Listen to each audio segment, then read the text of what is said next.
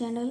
तो देखिए आज हम इस वीडियो में जो हमारा यूपीटीईटी का एग्ज़ाम है उसके लिए ईवीएस एनवायरनमेंट वाला पार्ट है उसे करेंगे और साइंस का, क्योंकि ये जीएस वाला पार्ट है तो यहाँ से हम नहीं कंफर्म कर पाते कि क्वेश्चन कहाँ से पूछा जाएगा।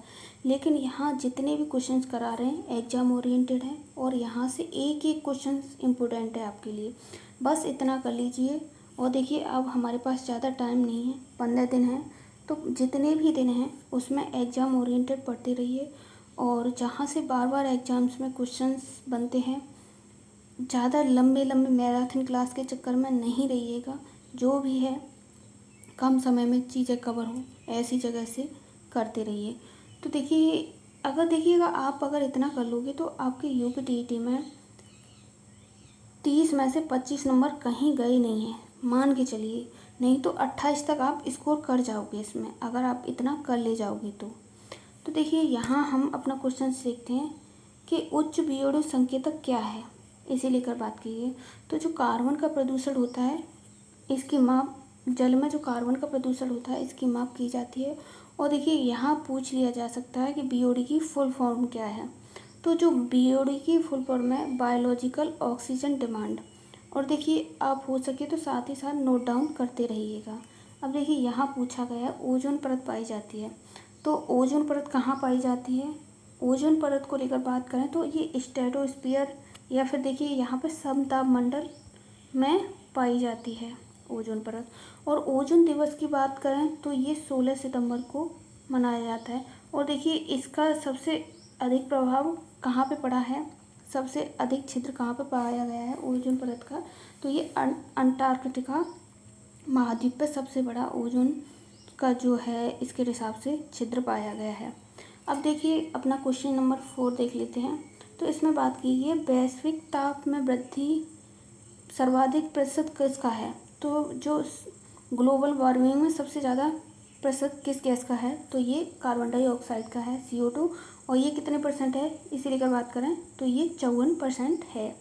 अब आगे देखिए यहाँ बात की है डबल रोटी बनाने के दौरान उत्पन्न होने वाली गैस कौन सी है।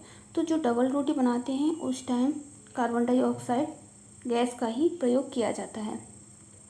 अब देखिए यहाँ बात की है एक पारिस्थितिक तंत्र में प्रेरक बल क्या है। एक पारिस्थितिक तंत्र है उसमें प्रेरक बल क्या होगा। तो जो सौर ऊर्जा है, सूर्य का प्रकाश है, ये एक प्रेरक बल का कार्य करता है। अब यहाँ देखिए बात की जैव विविधता का संवेदनशील स्थल कौन सा है।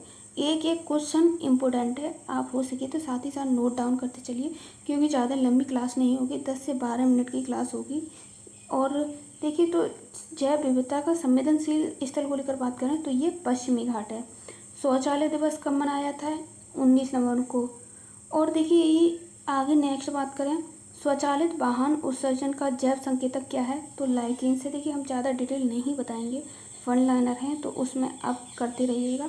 एक एक क्वेश्चन यहाँ का इम्पोर्टेंट है और आप देख लीजिएगा एग्जाम के बाद, इतना सही कंटेंट कहीं नहीं मिलेगा।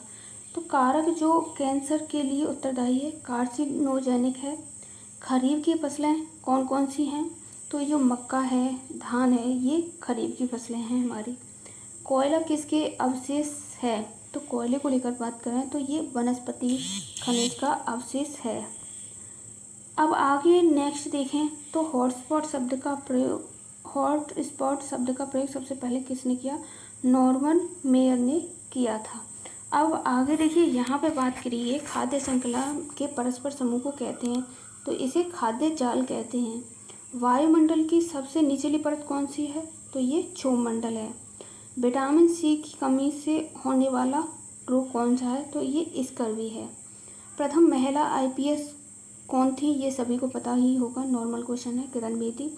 एक सींग वाला गैंडा कहाँ पाया जाता है, तो काजीरंगा में। और देखिए ये बताइए कमेंट बॉक्स में ये कहाँ स्थित है, क्योंकि ये लास्ट टाइम भी पूछा गया था 2022 में क्वेश्चन। आग्नेय चट्टान का उदाहरण है तो बेसाल्ट।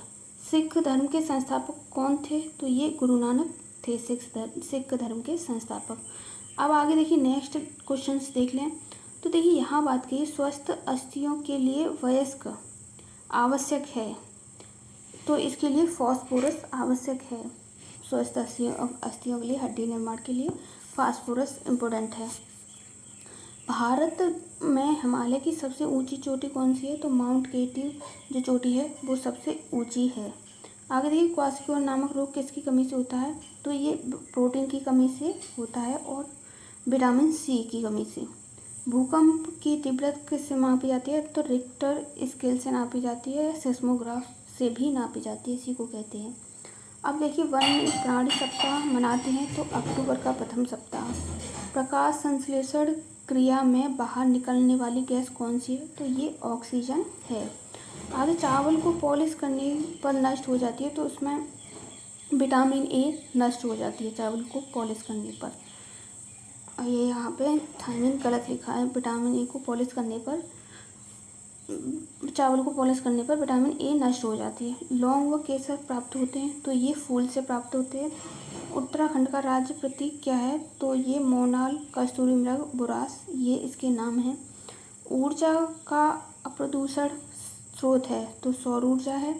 पृथ्वी का ऊष्मायन किससे नापा जाता है? तो ग्रीन हाउस गैस द्वारा पृथ्वी के तापमान में वृद्धि होती है और इससे ऊष्मायन बढ़ता है। कार्बन डेटिंग विधि क्या है? तो वस्तु की उम्र ज्ञात करने के लिए कार्बन डेटिंग विधि का प्रयोग किया जाता है। अम्लीय वर्षा से मूर्तियों का क्षरण हो रहा है तो इसे किस नाम से जाना जाता है? स्टोन लेप्रोसी, जो कि ताजमहल का भी हो रहा है, पीला रंग पड़ रहा है। अब देखिए, स्पर्श गंगा अभियान का उद्देश्य क्या है? गंगा की स्वच्छता। मिनीमता रोग औद्योगिक पारा अपशिष्ट को पानी में छोड़ने से होता है। आगे देखिए, नेक्स्ट क्वेश्चन देख लें। तो अंतर्राष्ट्रीय स्तर पर वन्य जीव सुरक्षा हेतु IUCN सूची जारी की जाती है और इसमें लुप्त जो प्रजातियां हैं जीव जंतु की, उन्हें दर्शाया जाता है। किस राज्य में पानी पंचायत की शुरुआत की गई? तो ये महाराष्ट्र में।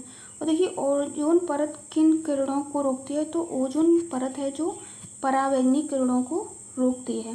तो देखिए, ये हमारे इम्पोर्टेंट क्वेश्चंस थे। ऐसे ही ज़्यादा नहीं, 8-10 पेज के नोट्स हैं। आपका EVS अच्छे से यहाँ से कवर अप हो जाएगा, बस इतना करते रहिए। तो आज के लिए बस इतना ही। Thanks for watching this video.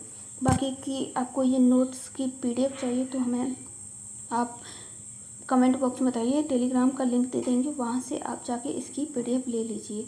तो आज के लिए बस इतना ही। Thanks for watching this video.